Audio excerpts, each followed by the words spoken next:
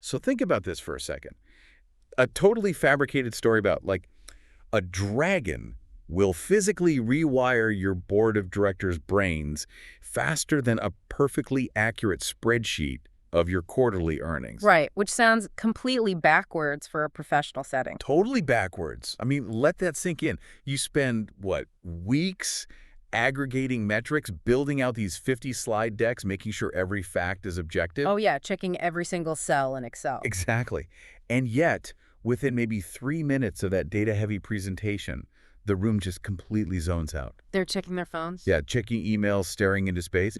But meanwhile, those exact same professionals will go home and just effortlessly binge a 3-hour true crime documentary. Oh, absolutely. Tracking dozens of characters, super complex timelines, and they don't lose focus once. Right. And it really exposes this fundamental flaw in how we approach professional communication, doesn't it? It really does. I mean, we operate under this collective delusion that in a business setting, raw data is somehow the most objective and therefore, the most effective way to persuade an audience. We just assume everyone is perfectly rational at work. Right. The assumption is that professionals make decisions based purely on rational analysis, but the biological and cognitive reality is just completely different. Which is exactly our mission for today's deep dive. So welcome, everyone.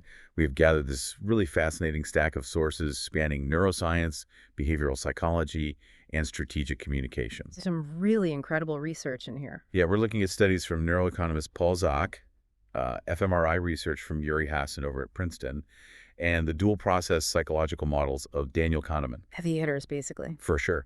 And our goal today is to unpack exactly what happens inside our heads when we hear a story versus a statistic.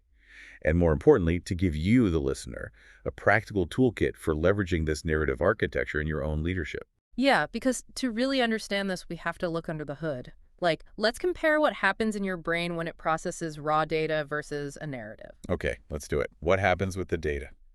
So when you look at a spreadsheet or, hear a list of bullet points, your brain relies almost exclusively on its language processing centers, specifically Broca's and Wernicke's areas. So it's essentially like reading a dictionary, right? Yeah. You're just decoding words into definitions, but the engagement kind of stops there. That is a really great way to visualize it. Yeah, it's just cold translation. You translate symbols into meaning, and that's it. Right. But when you are exposed to a well-crafted story, the brain's activity changes dramatically. It acts less like a dictionary and more like, well, a virtual reality simulation. A VR simulation. Get Wait, here. really? Yeah, literally. The language centers are still active, obviously, but the sensory and motor regions light up as well. So it's not just language anymore. Exactly. If the narrative describes a character running through a dark, freezing forest, the motor cortex associated with running and the sensory regions associated with feeling cold, they actually fire in the listener's brain. Wow. So you were biologically living the experience. Yes, and that's where Paul Zak's research comes in. He reveals how that simulation translates into a very specific neurochemical cascade. He essentially proved that facts just inform you, but stories physically rewire you. And he did this by taking blood draws, right? Like before and after people watched emotionally charged stories. Yeah, blood draws. And he found that a story with conflict or tension triggers the immediate release of cortisol. Okay, cortisol is a stress hormone, right? So the story is intentionally stressing you out. Just a little bit, yeah. Evolutionarily speaking, conflict means potential danger. So when a story introduces a problem, the cortisol sharpens your cognitive focus. It basically commands your attention. So you become highly alert to figure out, like, how this conflict is going to be resolved. Right. But, attention alone isn't persuasion. The real shift happens when the narrative introduces relatable characters or, authentic vulnerability. That triggers the brain to release oxytocin.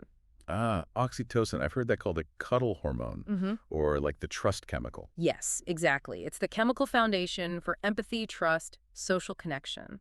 When oxytocin is flowing, you begin to identify with the characters on a personal level. You physically feel what they feel. That's wild. And then what's the payoff? Well, finally, when the story builds toward a resolution, when the conflict is actually addressed, the brain generates dopamine. Which feels great. Right. Dopamine reinforces memory consolidation and provides that sense of pleasure or reward. Okay, so let me recap. You get stressed by the cortisol to pay attention, you get oxytocin to actually care, and you get dopamine to remember it and feel good about it. That's the chemical cocktail of a good story. But what is the actual, like, measurable impact of that cocktail? It's massive. Because of this biological simulation, information embedded in a story is retained at rates roughly 22 times higher than isolated facts. Wait, hold on. 22 times higher. 22 times. I can hear the skeptics listening right now. Right. Right?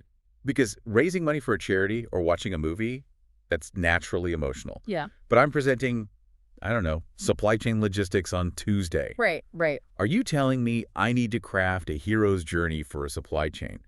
How does this actually apply to dry corporate data? Okay, so it's definitely not about inventing a fictional drama, and it's certainly not about ignoring the data. It's all about the framing mechanism. Okay, give me an example. Let's say your data shows a 15% drop in customer retention over the last quarter. Ouch. Okay. Yeah, bad quarter. If you just show a slide with a downward red arrow and the number negative 15%, the brain's language centers process it, sure, but there is zero oxytocin release. Because the brain can't attach empathy to an abstract percentage. Precisely. 15% is just a concept. There's no human being for your brain to sync with. Okay, so how do we fix it? You frame that exact same data point around a single character-driven anecdote. You tell the story of one specific client. Let's call her Sarah. Okay, Sarah, the turned client. Right.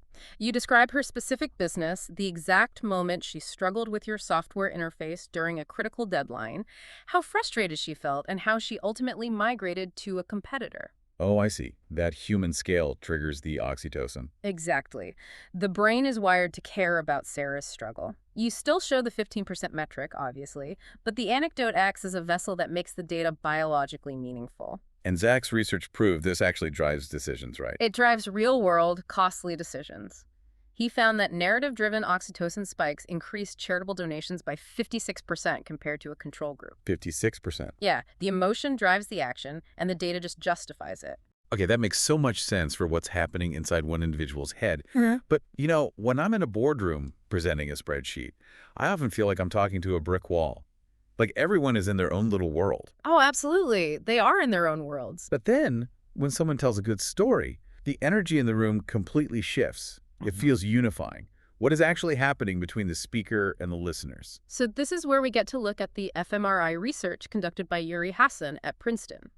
Hassan studies the neurological basis of communication, and he does this by actually putting speakers and listeners into fMRI scanners. Wait, while they're talking, he's watching the blood flow in real time. In real time. And what he discovered is this incredible phenomenon called brain-to-brain coupling. Brain-to-brain coupling. That sounds like sci-fi. It really does. So when you just list off data points, the listeners' brains are processing that information totally independently. Everyone is experiencing different neural activity. Right, thinking about lunch, thinking about emails. Exactly. But when a speaker tells a structured, compelling narrative, the listener's higher-order cognitive regions, like the frontal cortices, they begin to mirror the exact spatiotemporal patterns of the speaker's brain. The brainwaves are literally synchronizing. Literally syncing up. It's like a wireless communication system. The listener's brain activity starts to look almost identical to the speaker's. That is just mind-blowing. But how do we know it's the story doing it and not just the sound of their voice? Ah, great question. Hasselhoff team ran control groups. If they played the exact same story backward, or if they scrambled the sentences so the words were English but the narrative made no sense. The coupling vanished. Completely vanished. Neurocoupling dropped to zero. The structure of the narrative is the key. And the most fascinating part is that the highest level of comprehension happens when the listener's brain exhibits what he calls predictive anticipatory responses. Predictive anticipatory. Yeah. Meaning they are anticipating what comes next. Exactly. The listener gets so locked into the narrative arc that their neural activity actually anticipates the speaker's trajectory a fraction of a second before the speaker even says the words. Wow, so they are essentially co-creating the story in real time. Yes. But the sources mention a pretty massive caveat to this syncing process. It is not automatic for every audience. All right, there's a catch. There is. It requires a foundation of shared common ground. The cultural and contextual vocabulary has to match.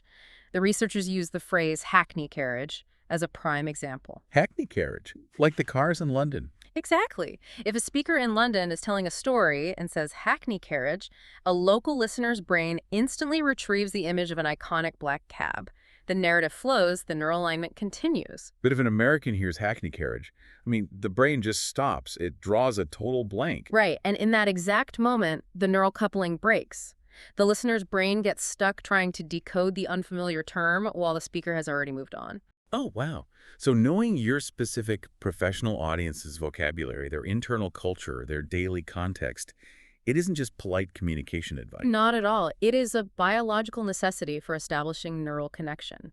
If you are speaking a different contextual language, you literally cannot sync. Okay, so let's say we successfully established that common ground, right? Mhm. And the story physically syncs our brains while flooding us with trust chemicals like oxytocin. Things are going great. Right. But what happens to our critical thinking? If everyone is synced up and feeling all this empathy, do we just turn off our logic?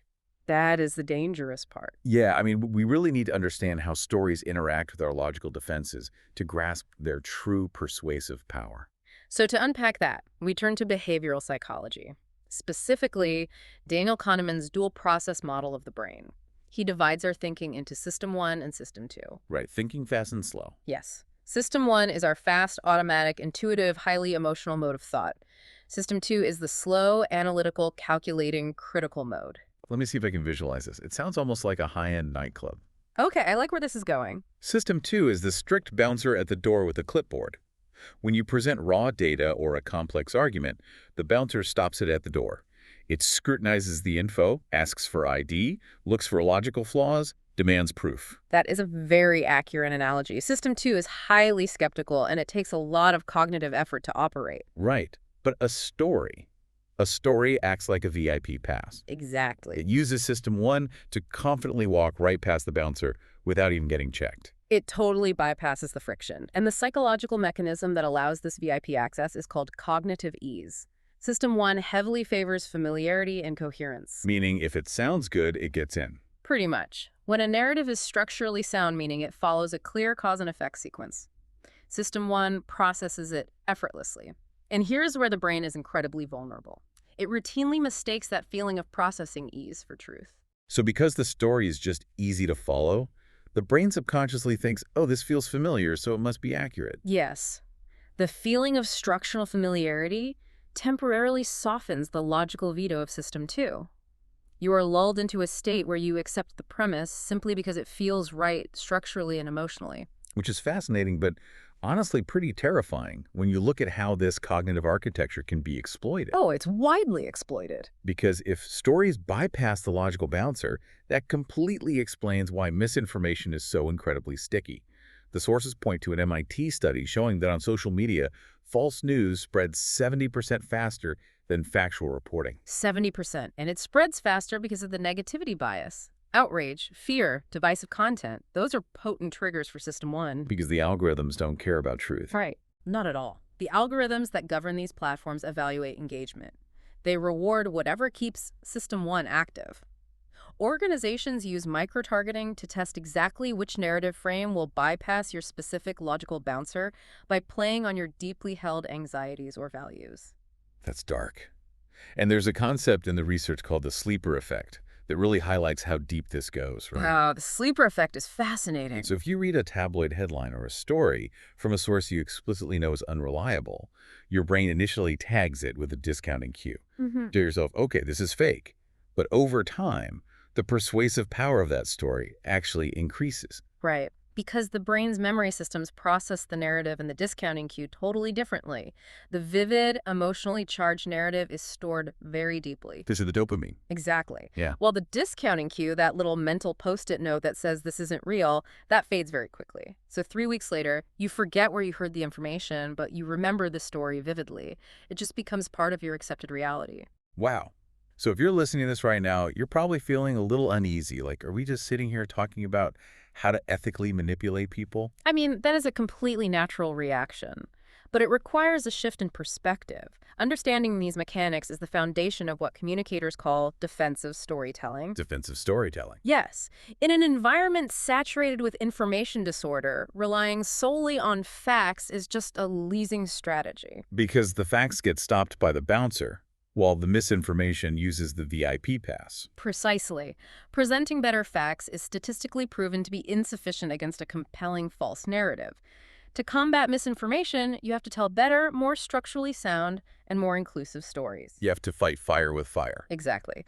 The sources highlight NATO's approach to information threats, which uses the ABCDE model. They analyze the actor, behavior, content, degree, and effect of malicious campaigns. But the ultimate countermeasure to a harmful narrative is not a spreadsheet of debunked points. Right, because nobody remembers the spreadsheet. No one. You have to communicate the truth through a narrative structure that System 1 can easily absorb. You use the architecture of story to protect your audience and your organization. Okay, so let's bring this all down to the ground level. How can you, as a listener, immediately apply this narrative architecture to your daily professional communication?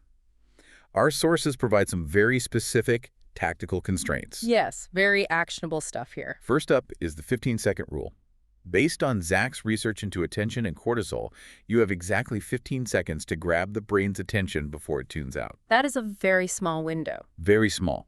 This means you absolutely cannot start a presentation with a 5-minute agenda overview or a history of your department.